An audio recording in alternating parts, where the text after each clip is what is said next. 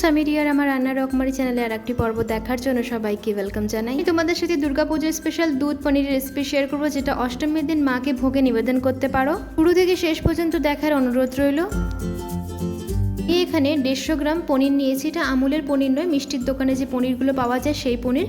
এবার আমি পিসগুলো একটু বড় বড়ই রাখবো, ছোট করবো না, হয় রান্নার সময় গলে যেতে পারে, আর দেখতেও ভালো লাগবে না। তার জন্য আমি বড় বড় স্লাইস করে নিয়েছি, এরকমভাবে স্লাইস করে নিয়েছি। মশলাটা করে নিই। প্রথমে দিয়ে দিয়েছিলাম আমি কাজু, যতটা পনির থাকবে সেই অনুযায়ী কিন্তু মশলা হবে। তারপরে দিয়ে দিলাম পোস্ত, আর সবার শেষে দিয়েছিলাম 4 মগজ। এবার সামান্য পরিমাণ জল দিয়ে এটাকে ঘুরিয়ে নেব। মশলাটা বাটা হয়ে যাওয়ার পরেই আবার আমি এতে দিয়ে দিচ্ছি 2টো লঙ্কা, যে যতটা ঝাল খাও সেই অনুযায়ী দেবে, আর দিয়ে দিচ্ছি টমেটো কুচো। আবার এটাকে আমি ভালো করে পেস্ট করে নেব। সমস্ত মশলা বাটা হয়ে গেছে, খুবই স্মুথ হয়েছে। আর এদিকে কড়াইতে বসিয়ে দিলাম পনিরটা বেশি ভাজবো না, হালকা হালকা লাল লাল করেই ভেজে নেব।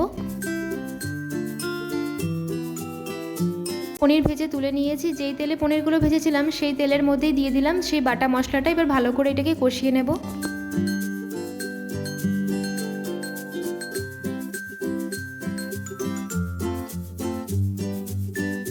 মশলাটা মিনিমাম কষানো হয়ে যাওয়ার পরে দিয়ে দিলাম নুন। পারবো না, দুধ পনিরটা একবার তোমরা অবশ্যই ট্রাই করো, এটা খুবই সহজ আর খুব তাড়াতাড়ি হয়ে যায়, একদমই ঝামেলা নেই।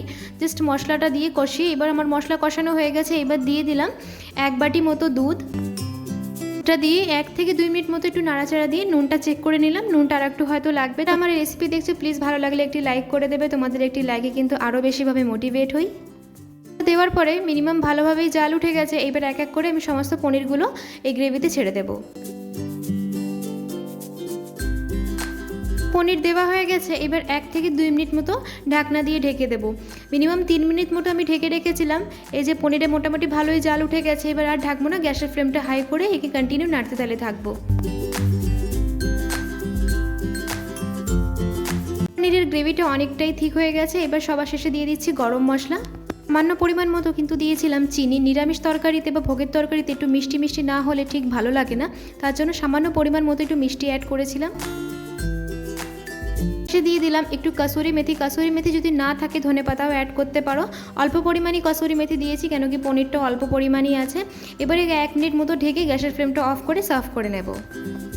পনির আমার সম্পূর্ণভাবে তৈরি হয়ে গেছে। এটা অষ্টমীর দিনে কিন্তু মা দুর্গাকে ভোগে নিবেদন করতে পারো। ইজি প্রসেস, খুব চটজলদি হয়, কোনো ঝামেলা নেই। তোমরা অবশ্যই একবার বাড়িতে ট্রাই করো, আশা করি তোমাদের ভীষণ ভালো লাগবে। রেসিপিটি যদি ভালো লেগে থাকে, যারা রান্নার রকমারি চ্যানেলে প্রথমবার ভিজিট করেছো তাদের কাছে অনুরোধ রইল চ্যানেলটিকে সাবস্ক্রাইব করে আমার পাশে থাকার জন্য। পাশে থাকা বেল আইকনটিকে অবশ্যই প্রেস করে দেবে। নতুন একটি রেসিপি নিয়ে আবার দেখা হবে। ভালো থেকো, সুস্থ থেকো, আসি তাহলে, ধন্যবাদ।